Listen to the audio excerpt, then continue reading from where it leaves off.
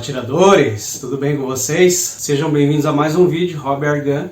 E hoje eu quero aproveitar aí, estou um pouco por casa, né? E a gente não fez alguns vídeos aí durante essas semanas, devido às chuvas aqui. Vou aproveitar esse momento, a gente vai falar um pouquinho aí sobre balística, né? Então a gente já iniciou esse assunto, a gente já fez algumas práticas aí. Mas não tem como abordar esse assunto, né, de forma bem fundamentada, sem que a gente fale alguns conceitos aí com relação à balística, né. Então hoje eu quero trazer alguma coisa relacionada a isso e, em primeiro momento, para a gente ter um entendimento, eu quero explicar aqui por que a gente utiliza essas correções aí, né, com relação à balística, né. Eu acho que vai ficar bem fácil de entender dessa forma, então eu andei pensando um pouco em como trazer esse assunto, né, e decidi trazer uma estratégia aqui para a gente iniciar esse assunto, né, dando introdução aí à balística, né, um pouquinho na teoria aqui agora. A gente já fez algumas práticas, mas é necessário a gente passar um pouquinho pela teoria, né, e trazer alguns conceitos. Por que a gente precisa de fazer compensações, né? Então, como a gente já viu aí nos vídeos da prática, né, a gente precisou aí de um software que calculasse a correção balística, né, para que a gente conseguisse atingir os alvos em determinados percursos aí do trajeto, né. A gente tem na balística, estava desenvolvendo esses cálculos, né, e eu comecei numa etapa onde a gente não considera, né, onde a gente não tem influência nem da resistência do ar. O que mais influencia nisso, que não havia nesse cálculo também, né, é a ausência da gravidade, né? A ausência da gravidade. Então esse projétil ele estaria viajando numa trajetória totalmente reta, onde ele não tem influência nem do arrasto e nem da gravidade, né, puxando esse projétil para baixo. Então uma curva totalmente reta, isso seria o ideal, né? Mas como a gente sabe que a vida real não funciona dessa forma, então a gente tem dois fatores bem presentes aí nos nossos tiros, né, que é a força da gravidade, onde o projétil ele é puxado para baixo, né, e a resistência do ar, né, que faz com que esse projétil desacelere ao longo da trajetória, tá? Então, duas informações importantes para a gente conseguir entender por que da compensação, né, porque a gente precisa realizar a compensação. Ok? Um vídeo bem legal, né, que traz uma informação muito importante, que me abriu muito os olhos aí. Foi um vídeo que eu vi sobre uma comparação da trajetória de uma bola de boliche, algo parecido com uma bola de boliche, e uma pena, né? Então, dois objetos muito diferentes, vou trazer aqui, e aonde esses dois objetos eles são largados de uma determinada distância, tá, do solo, e esses projetos eles percorrem esse percurso até chegar ao chão, né? Então, claro que a bola de boliche ela chega muito mais rápido, né, e a pena lá fica flutuando no ar, né? Só que em um segundo momento, durante essa experiência, foi feito o mesmo experimento no vácuo, ok? Onde a gente tem a ausência do ar. E por incrível que pareça, e vai ter duas informações importantes aqui. Esses dois projéteis largados na mesma distância, no mesmo momento, eles caem exatamente na mesma velocidade, atingindo o solo exatamente no mesmo momento. Ok? Por quê? Porque a gente não tem o ar apresentando resistência em diferentes tipos de objetos, tá? Aí você vai questionar, tá, mas a pena ela é muito mais leve que a bola de boliche, né? Por que os dois chegam no chão no mesmo tempo, né? É claro que aqui nesse experimento a gente tem a atração da gravidade, tá? E a atração da gravidade, a gente sabe que ela acelera um objeto, né, na queda em 9,8 metros por segundo, tá? E esse cálculo ele não leva em consideração a massa, tá? Todo objeto ele tem a mesma aceleração. Essa aceleração ela é uma constante com relação a todos os objetos, independente de sua massa. Então, por isso, fica explícito aí por que projéteis, né, de maior massa, eles têm um melhor coeficiente balístico, né? Porque ao longo do tempo, essa massa maior ela tem menor resistência ao ar, né? Porque a inércia está ligada diretamente à massa, então o ar não vai conseguir fazer esse projétil desacelerar tão facilmente, e a gravidade não vai atuar mais sobre esse objeto simplesmente por ele ter mais massa, né? Então fica um pouco explícito aí por que isso ocorre. Mas enfim, após isso quero trazer aqui a informação, né, de que, para a gente elucidar melhor o que a gente vai falar depois, a gente tem 3 retas que a gente precisa levar em consideração no nosso análise, tá? Muita gente costuma usar o colimador, né, para fazer ajuste de miras, e não que seja errado, né? Mas pensa bem, se um disparo ele sempre é uma parábola, né? Então você traçar uma trajetória reta do cano até o alvo, ele nunca vai te expressar o ponto de impacto real do teu projétil, tá? Mas é legal a gente levar em consideração, né? Então esse é um dos pontos que a gente leva em consideração. O outro ponto é a visada da luneta, e o outro ponto é o que realmente acontece, que é a parábola da trajetória balística do teu projétil, tá? Então são 3 retas distintas, tá? Vou tentar esboçar aqui, que representam 3 características bem diferentes, né? Uma é onde o cano realmente está apontado, a outra é onde a sua luneta também na trajetória reta está apontada, tá? E a outra é a parábola que o projétil faz ao longo do trajeto. E são retas totalmente distintas. E qual que é o grande objetivo, né, com relação à compensação balística?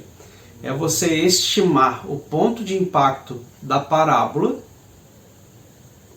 através de cálculos balísticos, né? E podendo assim você direcionar a visada da tua luneta, que é uma reta, para o ponto preciso de impacto ao longo dessa trajetória, né? Sendo que você precisa ter vários componentes que sejam conhecidos, né? Previstos, que é a distância do teu alvo, a massa do teu projétil, né? E o coeficiente balístico dele, que está ligado a várias questões também, né? Além da massa, né? O formato do teu chumbo e como que ele se comporta na trajetória aí do ar, né? Então aí que está o grande desafio. Visto isso, né? Então a gente sabe por que eu preciso compensar. Estou falando só do ângulo de elevação, tá? Não estou falando de azimuth nesse momento. E a gente entender aí qual que são os componentes que a gente pode utilizar para que a gente consiga fazer essa compensação, né? E como aplicar essa compensação na luneta, por exemplo, tá? Então são 2 questões diferentes aí. Você calcular a compensação e depois você transportar essa compensação para a luneta. Tá ok? Dito isso, a gente vai entrar já no assunto de lunetas agora, para a gente poder aplicar essa compensação. Eu não estou esboçando o cálculo balístico aqui em si, né? A gente tem softwares hoje para fazer isso, né? Claro que é interessante a gente conhecer como que é feito esse cálculo, mas não é o momento aqui para a gente trazer essa informação. Então, a gente já apresentou o Strelok Pro, já deixei o link lá no vídeo, vou deixar nesse aqui também, né? Em alguns casos o pessoal não conseguiu instalar a versão do link, então eu disponibilizo aqui também. É só pedir aí no WhatsApp, a gente disponibiliza algumas versões que eu tenho aqui. E assim acabou dando certo aí para alguns, né? Então a gente tem esse software para fazer a compensação e a gente precisa entender aí, né? Depois de você inserir todos os dados corretamente lá no software, pedir para o software fazer a compensação balística para uma determinada distância, com um determinado chumbo, com uma determinada coeficiente balístico que tem que ser conhecido, né? Como que a gente vai transportar esse dado para a luneta, né? Então, falando de lunetas, a gente tem aí lunetas no mercado, né, que são bem variadas e distintas, né, com várias ampliações, tá?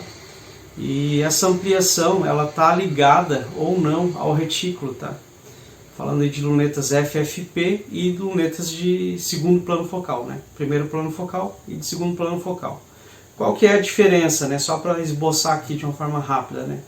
Luneta de primeiro plano focal, ela aumenta e diminui o retículo conforme você faz a ampliação ou diminuição da ampliação da tua luneta. Tá? Então, essa ampliação ou não do retículo, né, ou diminuição do retículo, ela vai representar em toda a ampliação da sua luneta o que cada dot do retículo representa numa distância determinada. Tá? E a luneta de segundo plano focal ela não faz isso. Tá? Então você vai ter a ampliação total da luneta, ela vai representar um dot, vai representar em 100 metros, por exemplo, 3 centímetros, mas à medida que você diminuir a ampliação da sua luneta, por mais que ela está no mesmo ponto, ela vai acabar representando outras medidas nessas distâncias, tá? Então a luneta de primeiro plano focal é muito mais precisa para esse tipo de compensação, tá? E a luneta de segundo plano focal, à medida que você vai mudando a graduação da ampliação, você vai perdendo a referência da abertura lá no final do ponto de impacto. Tá? Essa é a diferença. Então, lunetas elas têm gravados em seus retículos e nas suas graduações de torre uma graduação, né? Uma graduação que ela pode ser representada uma unidade de medida em moa ou em radiano, né? Ou melhor, miliradianos.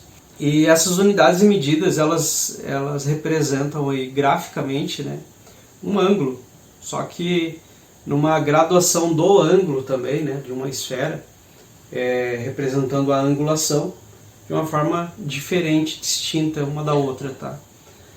Então, falando de moa primeiro, né? Então o moa ele representa 0,0167 graus, tá? Então, uma unidade de medida de inclinação que todo mundo conhece, que seria graus, né? Uma angulação, ela representa um moa 0,167, né? Então o moa ele é muito menor do que 1 grau, tá? Se você pegar a representação aí de miliradiano, por exemplo, né? Ele é uma representação gráfica também de angulação, tá? Só que ela representa uma relação bem diferente, tá? Onde 1 miliradiano ele representa, só para fazer uma relação, né? Não quero entrar a fundo nesses detalhes, tá? Porque acho que não é o momento para isso, acho que isso também não representaria muita coisa, né? Mas só para a gente entender, tá? Qual que é a relação de uma unidade de medida para outra, tá? Então a gente está levando em consideração 3 unidades de medida, né? Todas elas de ângulo, onde a gente tem a referência aqui de graus, né? Que todo mundo conhece, mais usual.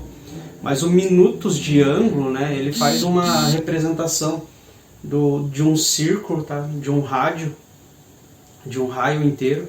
Ele faz essa representação baseada no minuto mesmo da angulação de um relógio, tá?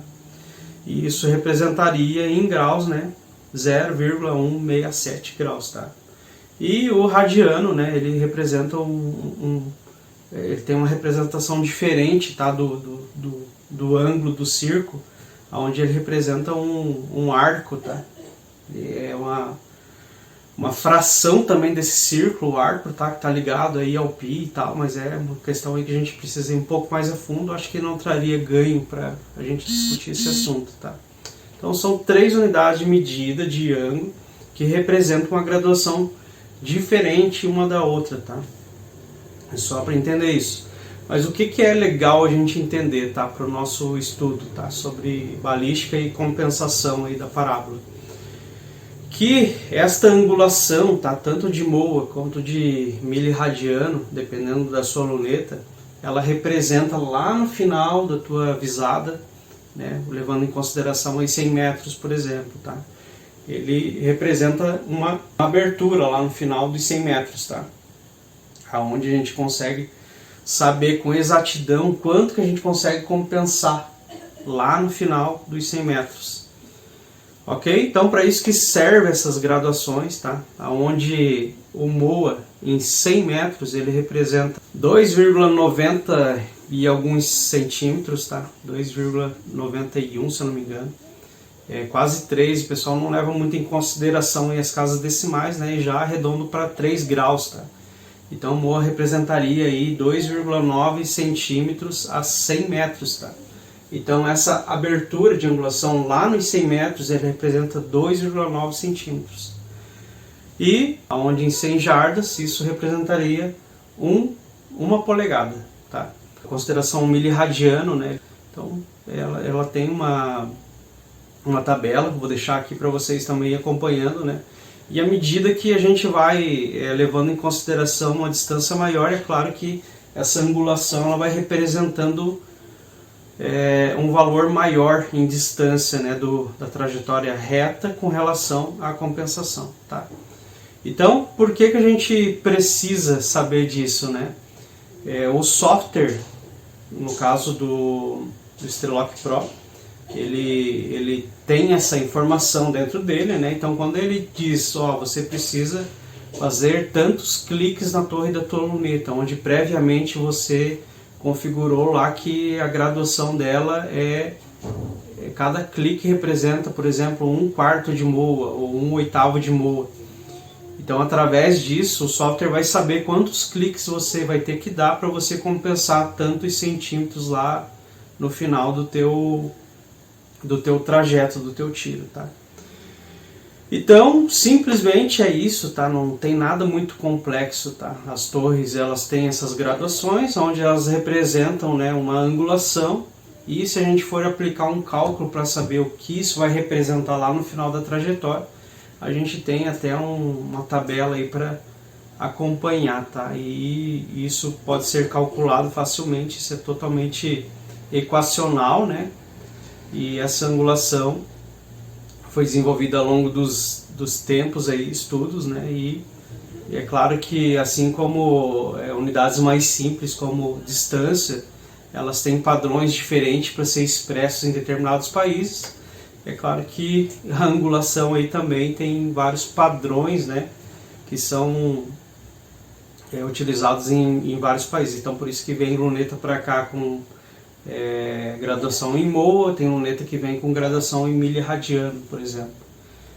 Inclusive, a gravação do retículo, né, ele faz a referência aí à compensação baseado nessas unidades de medida, onde você pode ter retículos que representam, né, cada dot, por exemplo, vai representar aí um MOA ou um miliradiano, tá? Dependendo da distribuição da tua luneta, tá? Isso está descrito aí no manual dela ou até no próprio corpo da luneta, né? Isso pode estar descrito.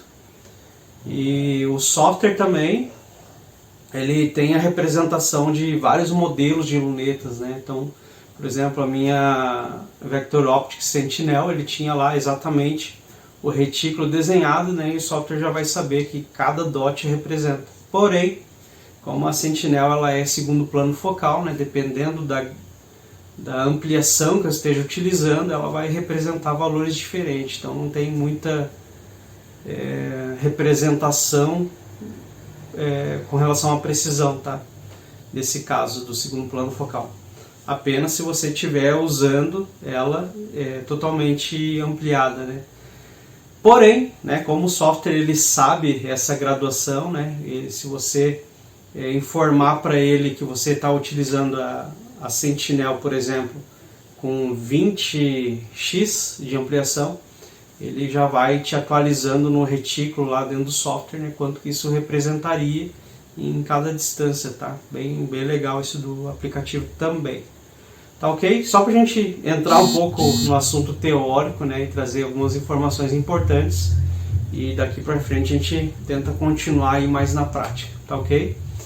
Então, deixa aquele like, né, se inscreve no nosso canal, um forte abraço e até o próximo vídeo.